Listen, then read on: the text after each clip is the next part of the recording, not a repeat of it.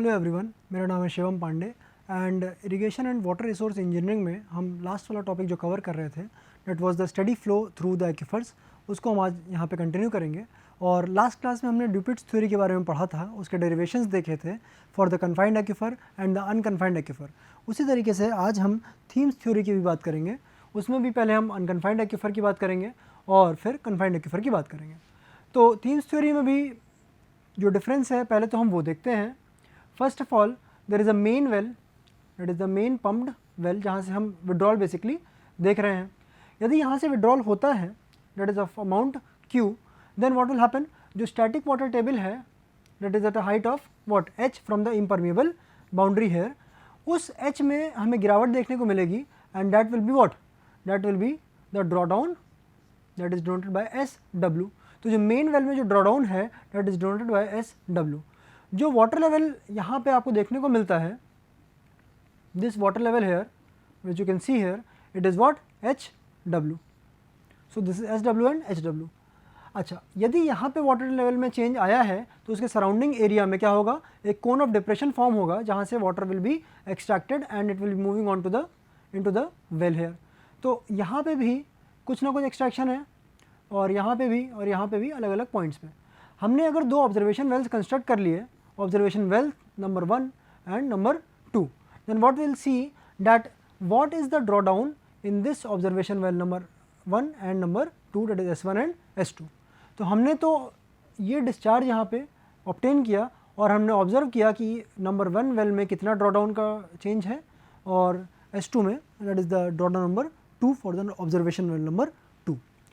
यदि हम बात करें हॉरिजॉन्टल डायरेक्शन की, तो what ever is the radius of the main well that is denoted bye RW here, and the distance of this observation well number 1 is denoted by this R1 here, okay, and the observation well number 2 is denoted by the distance of R2।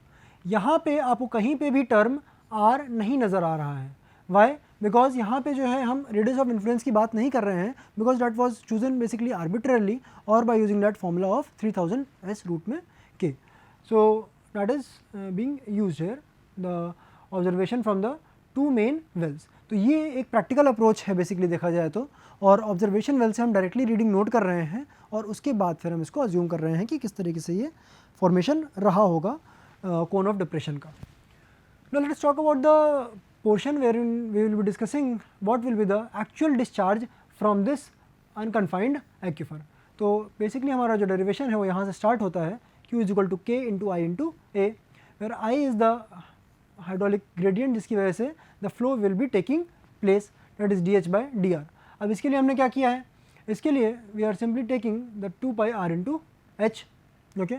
एक step हमने assume करी है and then we can simply work out the process.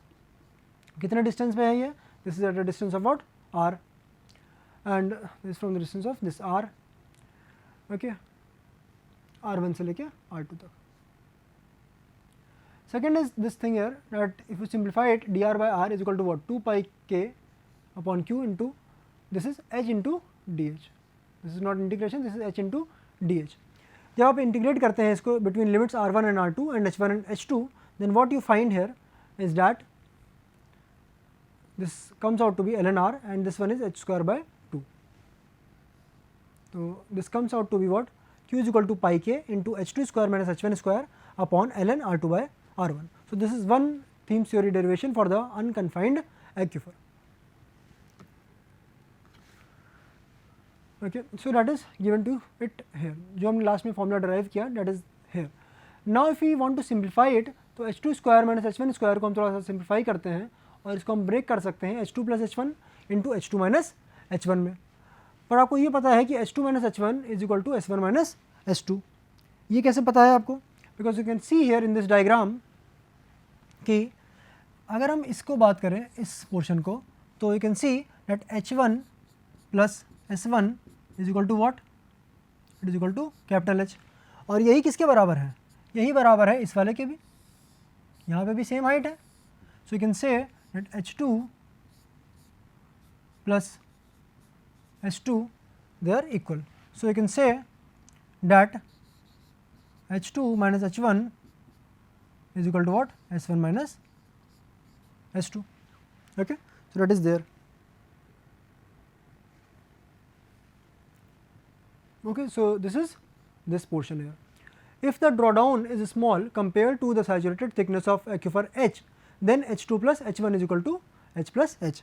यानी कि अगर मैं ये कह रहा हूँ कि जो S1 और S2 आपको ड्रॉडाउन दिख रहे हैं, अगर ये मैं कहता हूँ कि let's say S2 is 2 units, okay, और जो ये H की वैल्यू है टोटल थिकनेस और I would say the water table height above the impermeable layer, अगर मैं कहता हूँ कि 1000 यूनिट्स है, तो drawdown is negligible as compared to this water table height or the static water table height. तो इस केस में you can see here that the drawdown is negligible. तो उस केस में हम मान लेंगे कि H1 is almost equal to H2 almost equal to what? H. Okay. So उस केस में हमें क्या करना पड़ेगा, जो यहाँ पे आपको ये टर्म दिख रहा है H2 plus H1, that you can simply put it as 2 times H. Okay, this term here you can simply put it as 2 times H. और जो H2 minus H1 है ये तो आपको पता ही है, ये क्या है? S1 minus S2, जो कि हमने किस में कन्वर्ट कर दिया है, इसको हमने हाइट ऑफ वाटर में ना रख के हमने इसको कन्वर्ट कर दिया है ड्रॉडाउन्स के टर्म में. So we can see here that this Q via this formula has been simplified in terms of drawdown. So this formula comes out to be 2 pi kh into S1 minus S2 upon ln R2 by R1. So ये कौन से radiuses हैं? This is the distance of the observation well from the center of the main well. So you have seen this formula, second formula here in this unconfined one. अगर हम transmissibility की बात करें, because the transmissibility is equal to permeability times the water table thickness here, okay, or the water table height, static water table height here, T is equal to K into H. So this term can be replaced by the term T. So Q is equal to 2 pi T into S1 minus S2 upon ln R2 by R1. So this is the value of this discharge. If we talk about the confined aquifer, themes theory same है, themes theory same है, यानी कि हम यहाँ पे किसकी बात करेंगे? ऑब्जर्वेशन वेल्स की बात करेंगे, observation well number 2 and observation well number 1. So these two are the wells where in we will be measuring the discharge और I would say the drawdown, not the discharge but the drawdown. And the main pump well is same as in the previous case we have discussed for the unconfined aquifer. अब यहाँ पे जो difference है वो ये है कि this is the confined aquifer and the water is stored in this zone, in this region, and when the water is pumped out, the static water level which is at a height of h here, it is going down, and this is the drawdown of the main well, that is SW.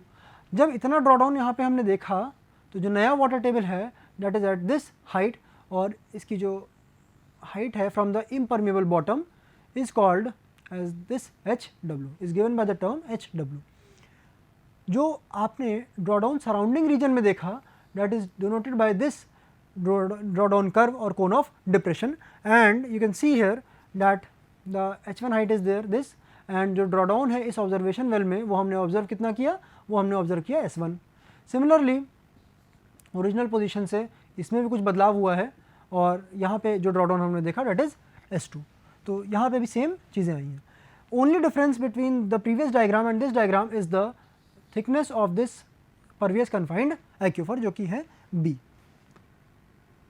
So in this diagram you can see here the same one where in we are talking about the confined aquifer. तो यही एक difference है, बाकी सारी चीज़ें same है यहाँ पे. You can see here with this equation Q is equal to KI A into A, that this I because of this hydraulic gradient the flow is able to take place. So K into dH by dr, and this area is 2 pi B. So that is there. Okay. When you simplify it, dr by r is equal to what? 2 pi kb upon Q into dH. When you integrate it between what? Limits r1 to r2. Why? Because we are observing the drawdown in these two wells. If you talk about the horizontal one, I would say the vertical one. So यहाँ पे हम किसकी बात कर रहे होंगे? H1 से H2 के लिए. So this is the this range here for the vertical direction. When you simplify it, this comes out to be Q is equal to 2 pi kb into H2 minus H1 upon ln R2 by R1.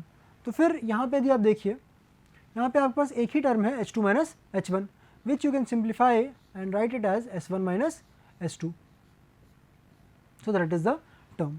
सो ये हो गया आपका discharge यहाँ पे. So that is what I have told you, that this equation can be written as this one in terms of drawdown. And यदि आप transmissibility की बात कर देते हैं तो this Kb will be equal to what? Transmissibility T, and you can simplify this formula as 2 pi T into S1 minus S2 upon ln R2 by R1. तो ये आपके पास इक्वेशन हो गई confined aquifer Thiems theory के हिसाब से. Now if we summarize the entire two theories there, जहाँ पे हमने किसका डिस्कशन किया? ड्यूपिट्स थ्योरी का डिस्कशन किया और थीम्स थ्योरी का डिस्कशन किया. ड्यूपिट्स में हमने कन्फाइंड की बात करी और अनकन्फाइंड की बात करी. सिमिलरली थीम्स में भी क्या हमने बात करी? कन्फाइंड एक्यूफर और अनकन्फाइंड एक्यूफर. तो यदि हम देखें यहाँ पे ड्यूपिट्स के अनकन्फाइंड और कन्फाइंड के फॉर्मुलेज, तो can see here that this is pi के capital H square minus the height of the water here HW square, और यहाँ पे जो डिफरेंस एक आ रहा है that is H minus HW. Okay, and also one term has been introduced in the confined aquifer, क्या? B का. सिमिलरली यहाँ पे भी जो कन्फाइंड एक्यूफर है, यहाँ पे भी आपको एक टर्म देखने को मिलेगा दैट इज B, और ये क्या है? This is the confined aquifer thickness basically. Next is the other term, you can see that this is the another for the because of the two observation wells, this is in Thiem's theory. इसी तरीके से unconfined में यदि आप themes theory की बात करें तो this is given by H2 square minus H1 square, जहाँ पे हमने दो मेन वेल्स ले रखे हैं. तो यहाँ पे आपको एक टर्म दिखेगा capital R because of the radius of influence. यहाँ पे आपको ऐसा कुछ नहीं दिखेगा, and you will talking about this in the terms of R1 and R2. So this is the concept here basically. Dupit's theory, Thiems theory, unconfined and confined aquifers. Now let us understand this question here, and then we will be working on to understand the concept which we have already discussed in the previous slides. A tube well of 30 centimeter diameter penetrates fully in an artesian aquifer. The strainer length is 15 meter. Strainer basically क्या है? These are basically pipes only, but ऐसी pipes जिसमें बीच बीच में slots बने हुए हैं. Okay, there are slots. Why there are slots? Because so that it can allow the water to pass through it from the surrounding aquifer. तो इस तरीके से ये slots होते हैं जिनको हम strainer बोल देते हैं. तो अब पूरी लेंथ में हमें स्ट्रेनर देने की ज़रूरत नहीं पड़ती है. क्यों? अगर हम पूरी लेंथ में देंगे तो it will be very much costly affair. Okay, and जहाँ जहाँ पे हमें परमेबल फॉर्मेशन मिलता है, जहाँ जहाँ पे हमें एक्यूफर मिलता है, सिर्फ उसी जगह पे हम स्ट्रेनर को प्रोवाइड करते हैं. तो यहाँ पे strainer length is given as 15 metres. Calculate the yield from the well under a drawdown of 3 metres. Aquifer consist of sand of effective size of 0.2 mm having coefficient of permeability equal to 50 meters per day, that is K value. Assume radius of drawdown equal to 150 meter. So that is given to you like this. अब यहाँ पे artisan aquifer की बात करी गई है, strainer length की बात कर दी गई है. Also it is talking about the radius of drawdown here also.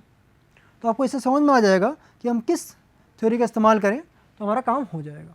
Okay, first is the radius of influence, यानी आपको तुरंत समझ में आना चाहिए कि हम ड्यूपिट्स थ्योरी की बात कर रहे हैं, क्योंकि हम उसी का इस्तेमाल करके हम यहाँ पे डिस्चार्ज निकाल सकते हैं. Next is the confined aquifer. Why it is a confined aquifer? Because you can see here that it penetrates fully in an artisan aquifer. जब हम आर्टिशियन वेल की बात करेंगे, आर्टिफिशियल एक्यूफर की बात करेंगे, that means water is coming out with a force there. It is under artesian pressure.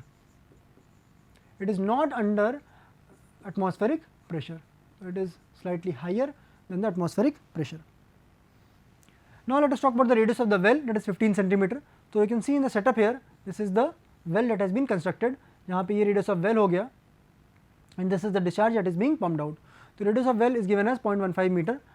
Length of the strainer is given as the 15 meters. और आप ये समझ सकते हैं कि strainer कितनी दूर पे होगा. Strainer will be applied only in this area. Okay, in this area only. बाकी में आप क्या कर सकते हैं? बाकी में you can apply the solid pipe. Okay, wherein there are no slots. Strainer सिर्फ और सिर्फ इतने एरिया में ही मौजूद होगा. So that is given as 15 meter. Drawdown S is equal to 3 meters, and then permeability is given to you as 50 meters per day, and R, that is the radius of influence, that is given to you as 150 meters. So you can see that we have assumed the strip as in the previous case, and we have derived one formula for the discharge Q. Now let us see the formula here. ये किस चीज़ का formula है? ये है अगर आपके पास radius of influence दे रखा है यानी कि ड्यूपिट्स थ्योरी का। सेकंड पॉइंट यहाँ पे क्या मैंने बताया आपको कि ये कन्फाइंड एक्यूफर है। So whatever be the formula for this portion you can apply it here, that is Q is equal to 2 pi KB into H minus HW upon ln R by RW। So when you put in the values, K की value कितनी है 50, B की value कितनी है strainer length that is 15 metres, H minus HW you can easily apply. अब ये H minus HW क्या है? This is nothing but the drawdown which was observe in the main well, और ये कितना ऑब्जर्व था? That was 3 metres. तो ये यहाँ पे हमने वैल्यू पुट करी and then ln R by RW। This comes out to be what ln 150 upon 1.15, जो कि ये क्या है radius of the well, and this above one is the radius of influence. Radius of influence क्या होता है? जहाँ पे भी जीरो ड्रॉडाउन होगा that range is called as the radius of influence. When you simplify it, this comes out to be 2046.56 meter cube per day, and when you further simplify it, this comes out to be 23.7 liters per second. So this is the discharge which can be obtained from the confined aquifer of the wherein the well radius is what 0.15 meter and the drawdown cost is 3 meters. तो उस example में आपने समझा कि ड्यूपिट्स theory का कैसे आप application करेंगे यदि कन्फाइंड एक्यूफर होता है या फिर अनकन्फाइंड एक्यूफर होता है, तो कैसे you can use it. Second numerical let us see here in the data which is given to you is that a 30 centimetre diameter well penetrates 25 meter below the static water level, that is one point.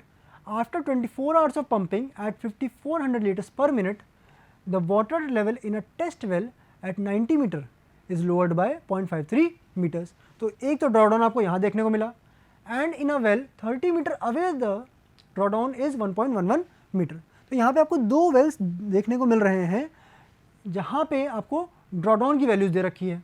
That means हम यहाँ पे कुछ themes theory का अगर apply करें तो we can get the discharge. Okay, next point is this कि main well क्या है 30 सेंटीमीटर डायमीटर का है। Okay, how much does it penetrate 25 metre below the static water level.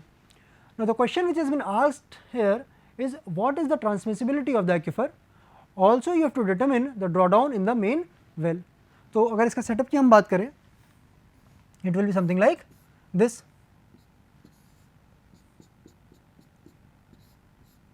Wherein an observation well 1 and observation well number 2 is there. कितनी दूरी पे है?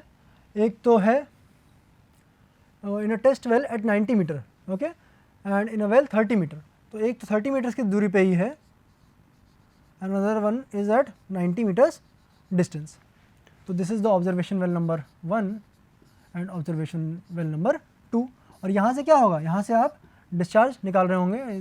This is the main well, main pumped well. So you can see it hair. तो जब आप main pumped well यहाँ पे आप देख रहे हैं तो this is the drawdown which has been caused in the main well and this is the height of the water table in the main well. और ये H क्या है? This capital H is the height of the static water table, because this is the static water table as we have already discussed, and this is the observation well number 1 and observation well number 2 here. So you can see here in this well the drawdown observed is S1 and this well it is S2. तो यहाँ पे आप देखिएगा जो data दे रखा है RW is equal to 0.15 metre, जो कि आपको ये पता है। यहाँ पे H is equal to 25 metre, ये यहाँ पे आपको दे रखा है, that was mentioned in the first line itself. ये दोनों डेटा आपके पास पहली लाइन में मेंशन थे क्वेश्चन में। R1 is equal to 30 metre, कितनी दूर पे आपको पहला वेल दिख रहा है 30 मीटर्स पे, वहाँ पे ड्रॉडाउन कितना बताया था? That was 1.11 metre. Similarly R2 is what 90 metre, जो ऑब्जर्वेशन वेल नंबर 2 है, वहाँ पे जो S2 है that is what 0.53 metres. H1 की वैल्यू क्या है? Capital H minus S1। Okay, you know already know कि H की वैल्यू क्या होगी? H1 plus S1। Similarly H की वैल्यू और क्या होगी? H2 plus S2। कैसे होगी? Because this line is the same as what H, so that is there. So this H1 is equal to what? 23.89 meter and H2 is equal to what? 24.47 meters. So you know that this is a problem for what? Thiem's equation. Also you know that this is for what? Unconfined aquifer, because there is no as such confined aquifer thickness that has been provided to you in the question. So, with this you can find out using this formula q is equal to pi k into h2 square minus h1 square upon ln r2 by r1 और ये सारा data आपके पास अभी मौजूद है और आप इसकी मदद से you can easily find out. h2 की वैल्यू आपको पता है, h1 की वैल्यू आपको पता है, you can get the value here. k की वैल्यू आपको यहाँ पे गिवन नहीं है, so that is the value of k। So easily find out the value of k here, that is 1.122 into 10 to the power minus 3 meter per second। Discharge जितना था that was already given to you in the question. जो transmissibility है that is equal to what, k into H, this comes out to be 0.0281 metre square per second. तो हमने जो question में start किया था कि what is the transmissibility that we have determined. Okay, so the next part is the draw down part. Well face पे क्या होगा, जो वेल फेस है, so you can see it here, this is what R W. R W पे क्या होगा, this R one is equal to R W, this observation well number 1 here. अगर मैं बात करता हूँ कि this is the R one, ठीक, R one is equal to R W और H one is equal to H W. यदि ऐसा होता है तो क्यू इज इक्वल टू पाई के into H two square minus H W square upon L N R two by R W. So, when you simplify it, because you have gotten the value of this k here now, so you can easily find out the value of H2 and HW easily।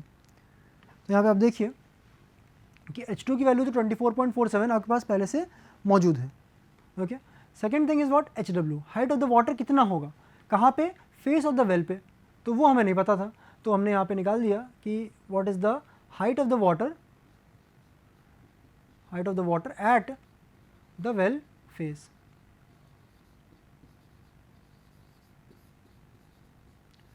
So, you can see that the drawdown will be equal to what, h, that is equal to height of the water plus the drawdown in the well। तो HW you know that it is 20.87 और जो capital H है that is the static water table, that is 25 meters। तो drawdown जो होगा well phase पे that is 4.13 meters। Now let us move on to another topic, that is the well losses। यहाँ पे हमने कवर कर लिया है steady flow through the aquifers। Now you know that when the water is flowing inside the well via the surroundings, that is the aquifer medium, there will be some losses which will be encountered।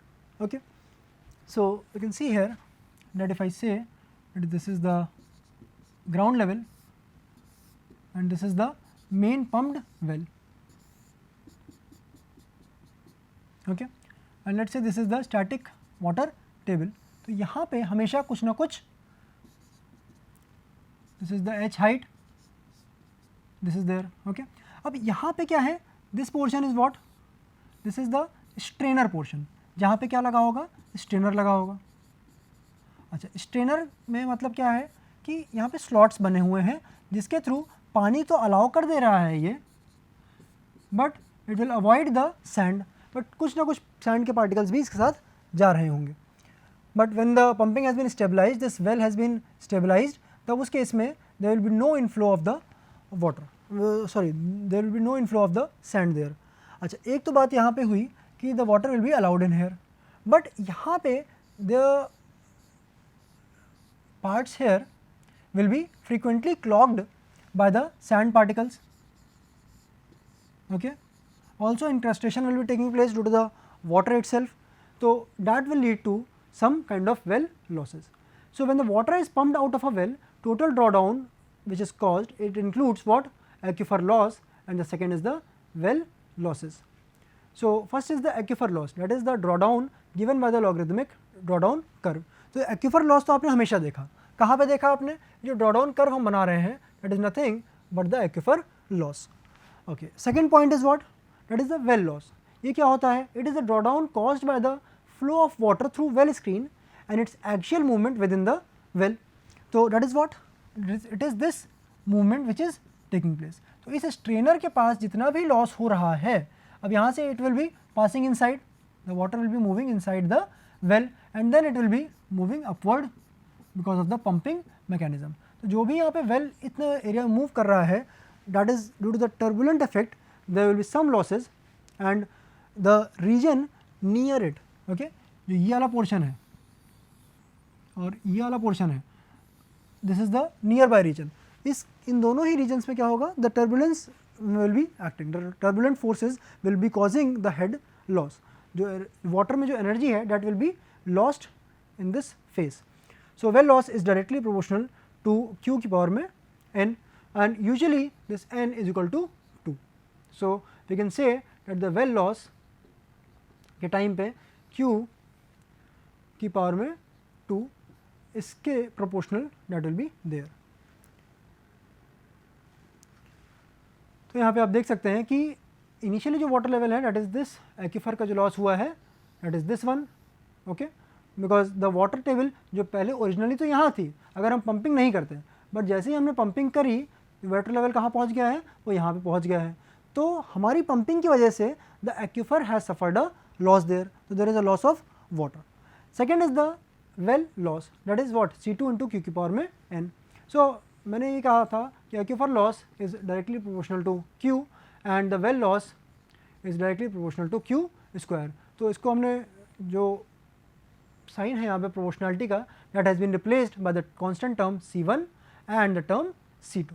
तो C1 and C2 are the terms that have been included here and this is the well loss that you can see. और ये कहाँ पे होगा, it is at the well screen और the well face. So this is the aquifer loss, and the remaining portion we will be covering in the next class, wherein we will be discussing about the efficiency of the well, and also we will be talking about the interference among the wells. Thank you for today.